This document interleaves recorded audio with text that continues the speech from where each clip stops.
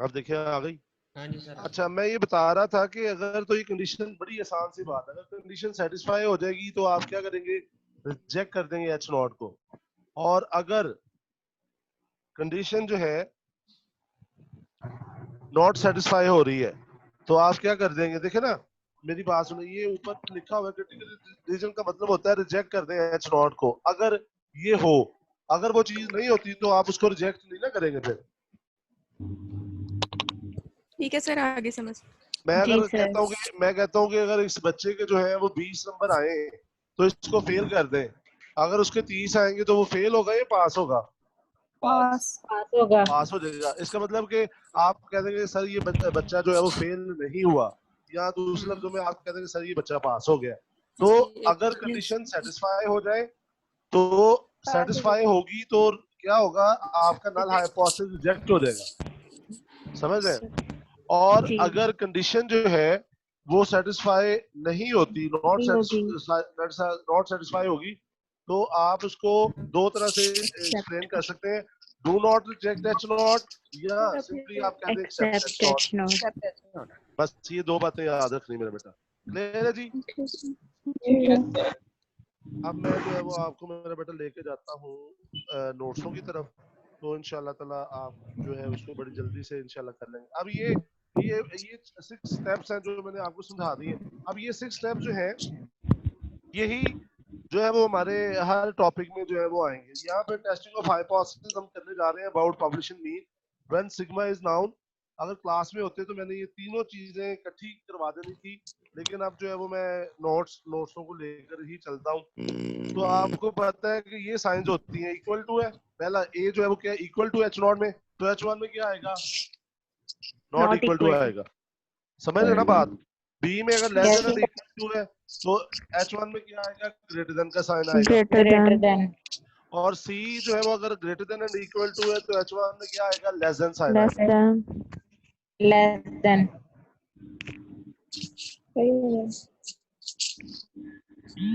तो आपका ये पहला स्टेप जो है, इन तीनों में से आपको कोई एक हाइपोथेसिस गिवन होगा, इसकी हमने प्रैक्टिस लास्ट टाइम भी की थी। आज फिर हम with the help of question जो है उसको आज डिस्कस कर लेंगे। दूसरा ये level of significance alpha is decided, तो ये एग्जामिनर या रिसर्चर आपको बताता है कि आपने कितना लेवल ऑफ सिग्निफिकेंस लेना है। तीसरा स्टेप क्या है, यहाँ पर अब आपको पता है सिग्मा नाउन है। सिग्मा क्या है? नाउन है। जब सिग्मा नाउन होता है तो कौन सा टेस्ट लगता है? जी टेस्ट। जी टेस्ट लगता है, तो यहाँ पे जी टेस्ट लगा दिया। अब एक और चीज आपके साथ में डिस्कस करना चाह रहा हूँ, जैसे मैंने आपको कॉन्फिडेंस इंटरवल का बेसिक फार्मूला बताया था मेरा बेटा, इस तरह से मैं आपको टेस्ट स्टैटिस्टिक्स का एक बेसिक फार्मूला बताना चाह रहा हूँ, ताकि फिर आपको जो है वो ये बात जो है वो क्लियरली समझ में आ जाए। ये मैं व्हाइट बोर्ड पे लिख रहा हूँ, क्लियर ऑल माइंड। ये बेटा याद रखिएगा, जो टेस्ट स्टैटिस्टिक होता है ना, ये मैं बेसिक फार्मूला लिख रहा हूँ। टेस्ट स्टैटिस्टिक ये क्या होता है, ये होता है आपके पास statistic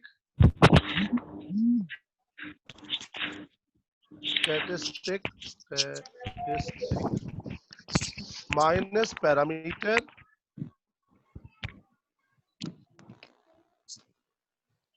divided by standard error of statistic।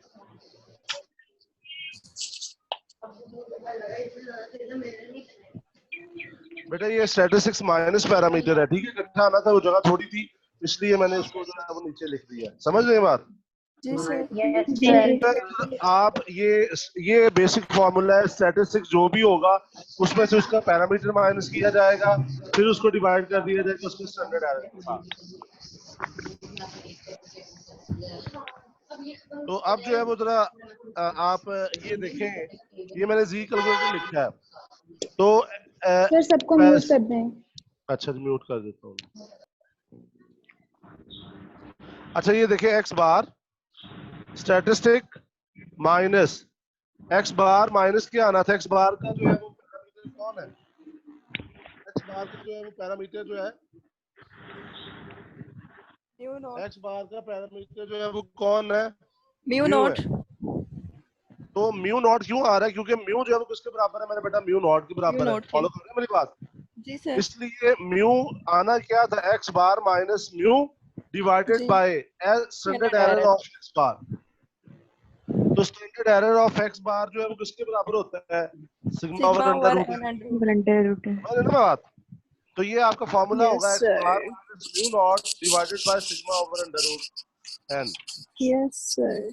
अच्छा, उसके बाद जो है वो आपके पास है पांचवा स्टेप जो है वो मैं आपको डिस्कस कर चुका हूँ। अगर H1 में ABC लिखा हुआ ना, H1 में मेरा बेटा क्या है? Not equal. तो यहाँ पे क्या आएगा? Greater than and equal to, और ये मॉडुलस आ जाएगा। और अगर H1 में आपके पास ग्रेटर देन का साइन है तो यहाँ पर भी ग्रेटर देन का साइन आएगा। अब ABC ये कंडीशन है, इन तीनों में से कोई एक चीज आपको पूछी जाएगी, तो आपने उसके मुताबिक क्रिटिकल रीजन जो है वो अपनी डिसाइड करनी है। तो सी क्या है? H1 में अगर लेस देन का साइन आता है तो यहाँ पे क्या आएगा? z equal to less than minus z alpha. और कंक्लूजन क्या है? मैंने लिखा हुआ है if above condition satisfy reject And H not reject H0. Otherwise accept H not.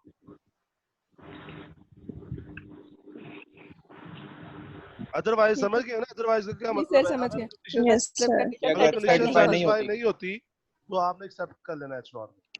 मेरा बेटा आप जो है वो एग्जांपल पढ़े, इंशाल्लाह मुझे पूरा यकीन है अल्लाह की जात पर कि ये इंशाल्लाह आपको समझ आ जाएगी। अब वो कह रहा है past record shows that the average score of student in statistic is 57 with standard deviation 10। तो पास रिकॉर्ड की बात हो रही है, तो इसका मतलब है कि ये जो है वो पॉपुलेशन की बात हो रही है। पास रिकॉर्ड जब भी आता है ना, तो कहते हैं कि ये पास रिकॉर्ड हमें ये शो करते हैं कि जो एवरेज मार्क्स आते थे ना स्टूडेंट्स के स्टैटिस्टिक में वो 57 है विद स्टैंडर्ड डेविएशन 10।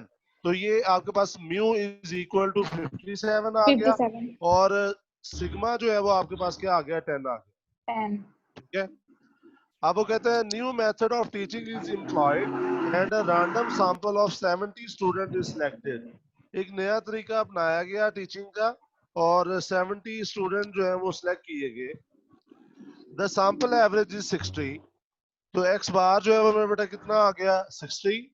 60 कहते कैन वी कंक्लूड दैट, जब ये होगा ना can we conclude that, can we say that, तो इसका मतलब है अब आपको नल हाइपोथेसिस या अल्टरनेटिव हाइपोथेसिस की इंफॉर्मेशन वो देने जा रहा है। समझ रहे बात? जी Yes, सर। sir. अच्छा, अब वो कहते हैं can we conclude on the basis of these result at 5% level of significance. तो इसका मतलब है कि आपको अल्फा की इंफॉर्मेशन भी दे दी उसने। कितनी दी है alpha? 5%। 5%। 5%. That the average score has increased। लफ्ज सुना मेरा? मैंने जी जोर सर। दिया। Yes, sir. Has increased। Increase का लफ्ज आ गया। Greater than. शाबाश। तो इंक्रीज का जब लफ्ज आता है तो कौन सा हाइपोथेसिस गिवन होता है? Greater than.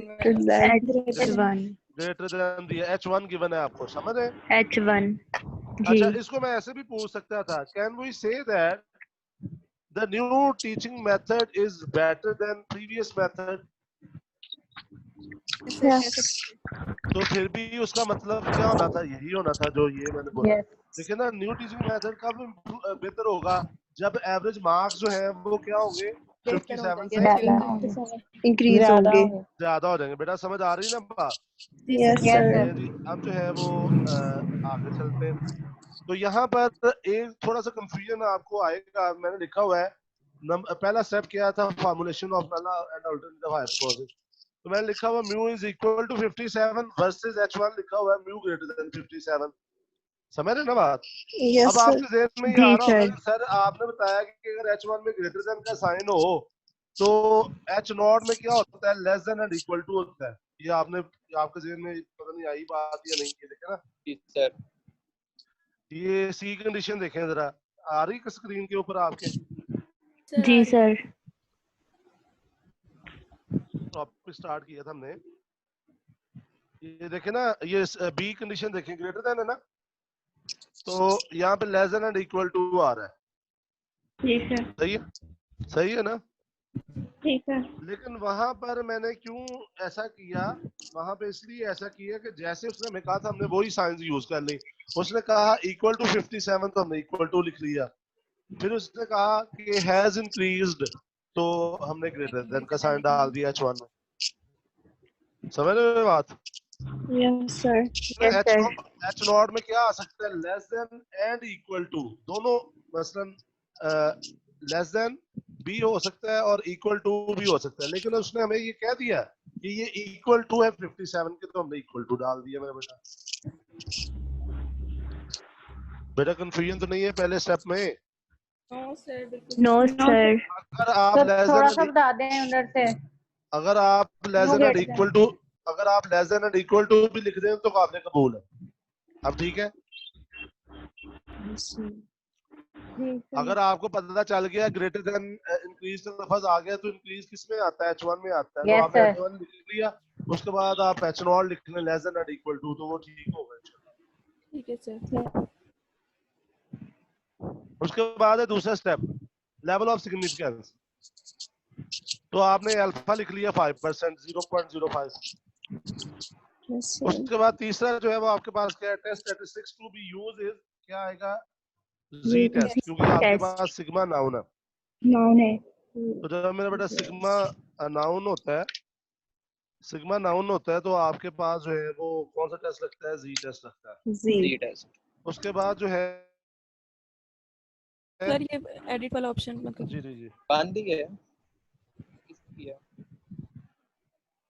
तो उसके बाद जो है वो मेरा बेटा आपके पास यहाँ पर x bar minus mu not divided by sigma over under root है ना, आपने लिख लिया। एक्स बार की वैल्यू आपके पास क्या थी? 60, ठीक है। एक्स बार की वैल्यू आपके पास मेरा बेटा कितनी है? 60। म्यू नॉट की वैल्यू आपके पास कितनी है? 57। 57। सिग्मा की आपके पास वैल्यू कितनी है? 10 10 over N is under equal to root 70. N आपके N पास 70 है। तो आपने ये 60 में से 57 माइनस किया तो 10 जवाब आ गया 3, 3. ठीक है। और ये 10 इधर ये अंडर रूट 70 को ऊपर में ले गया, ठीक है। तो आप इसको 10 को अंडर रूट 70 से डिवाइड करके भी जवाब लिख सकते थे, 3 को फिर उससे डिवाइड करें, जवाब आपके पास आ गया 2.51। समझ आ गई बात? अब Yes, sir. आगे Yes, sir. अब थोड़ा सा नया काम आया जो आपको मैंने समझाना है आज। क्रिटिकल रीजन आ गई, reject H not if. H1 में कौन सा Greater- साइन है?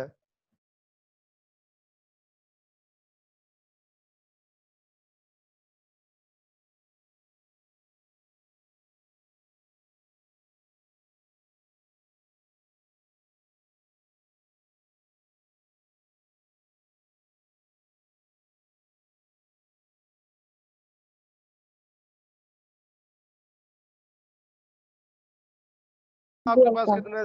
0.05। अब इसको अब डिवाइड आपने नहीं इसको करेंगे। 2 पे आपने इसको 2 पे डिवाइड नहीं नहीं करेंगे। करना। अब आप 0.5 में से 0.05 माइनस कर लेंगे। माइनस। जब आप 0.5 में से 0.05 Yes, मेरा sir. बेटा माइनस करेंगे तो जवाब आ जाएगा 0.4500।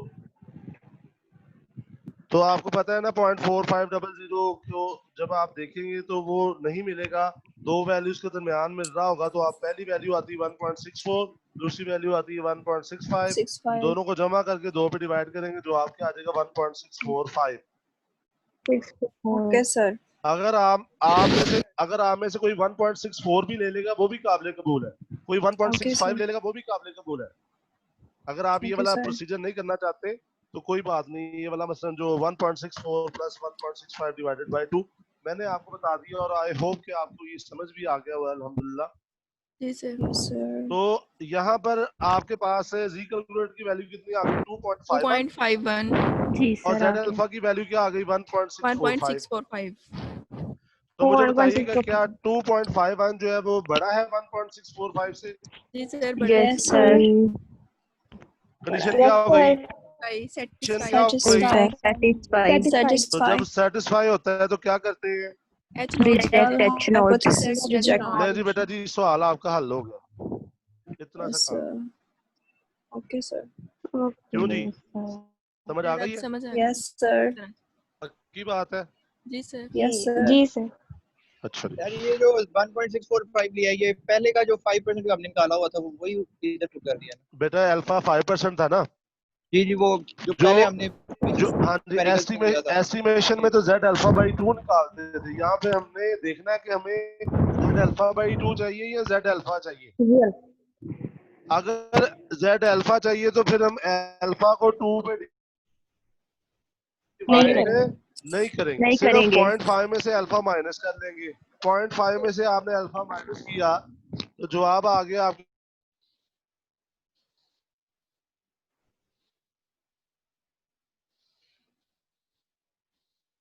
पास। टेबल के ये अंदर नहीं देखा, मिल रहा ठीक है होगा, सर। दो वैल्यूज दरमियान है, वो करीब 0.449 वाली देख और लेंगे सर, ठीक है। 0.4505, तो जो सी मर्जी ले ले, 1.64 ले ले या 1.65 ले ले।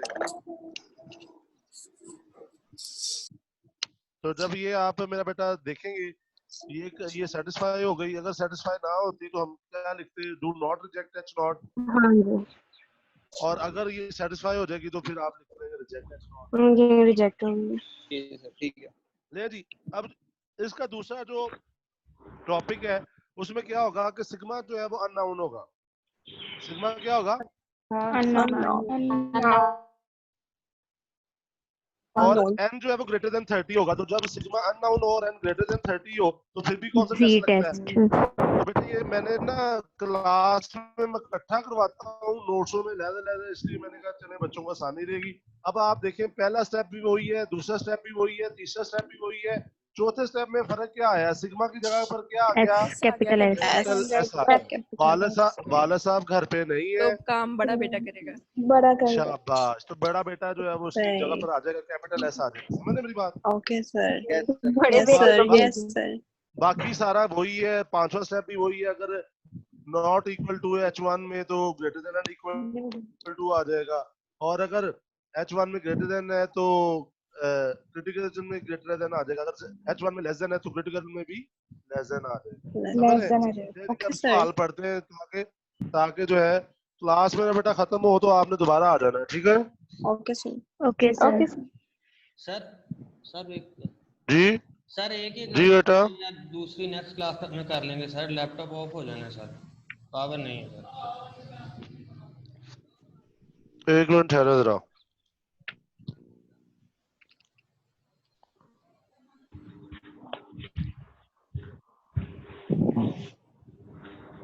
यार आज तो काम अब आसान शुरू हो गया, तो अब आप लोग जो भागना शुरू हो गए। सर एक एग्जांपल कर लिया है, अब नेक्स्ट कर लेंगे सर लेक्चर में। अच्छा, नेक्स्ट में कर लेंगे या आप खुद कर लेंगे। सर नेक्स्ट खुद सर ही कर लेंगे। ट्राई कर लेंगे, कोई मसला हुआ तो फिर डिस्कस कर लेंगे सर। जी सर, नेक्स्ट मुझे क्लास में। उम्मीद है कि इंशाल्लाह ये आप कर लेंगे इंशाल्लाह। जी इंशाल्लाह सर।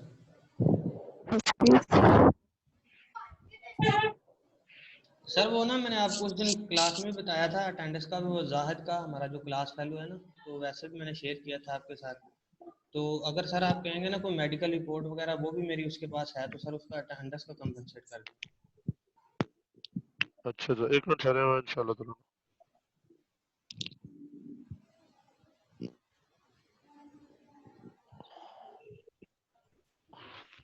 एक मिनट ठहरे यार।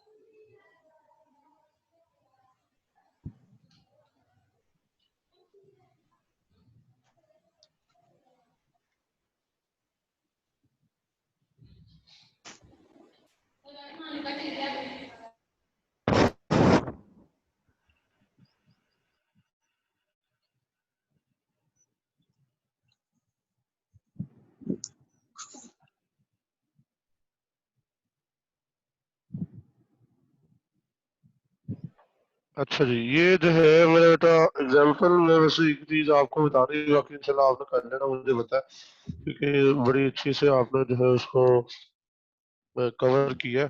तो ये एग्जांपल नंबर 2 कहता है home making oil delivery company would like to estimate a sample of 100 customer indicated. कौन कर रहा है? sample indicate कर रहा है an Sample. average annual usage of 1103 gallons and a sample standard deviation of 327.8 gallons. At 1% level of significance, is there evidence that the average annual usage exceeds 1000 gallon? तो exceed का word आ गया, तो exceed का word इसमें आता है, Increase. greater than में आता है। तो Increase. आप देख सकते हैं H1 क्या आ गया, mu greater than 1000, और इसका H0 क्या होगा, less than and equal to आ गया 1000। 1000. लेवल ऑफ सिग्निफिकेंस आपको 1% दिया हुआ, 1 को 100 पे डिवाइड करेंगे 0.01 आ जाएगा। Test statistics to be use is z test लगेगा, क्योंकि आपके पास जो है वो सिग्मा नाउन नहीं है, लेकिन सैंपल स्टैंडर्ड डेविएशन नाउन है, और एन जो है वो ग्रेटर देन जो है वो किसके है 30 है, सैंपल ऑफ 100 30. तो z calculated x bar minus mu not divided by s over under root n। Values मेरे बेटा आपने पुट की, x n आपके पास 100 है, x बार आपके पास 1103 है, s आपके पास 327.8 है। आपने ये वैल्यूज पुट की तो जवाब आ गया 3.14। ठीक है, अब यहाँ पे आप देखें z अल्फा आपने निकालना है 0.01, तो अल्फा आपके पास मेरा बेटा क्या है 0.01, 0.5 0.01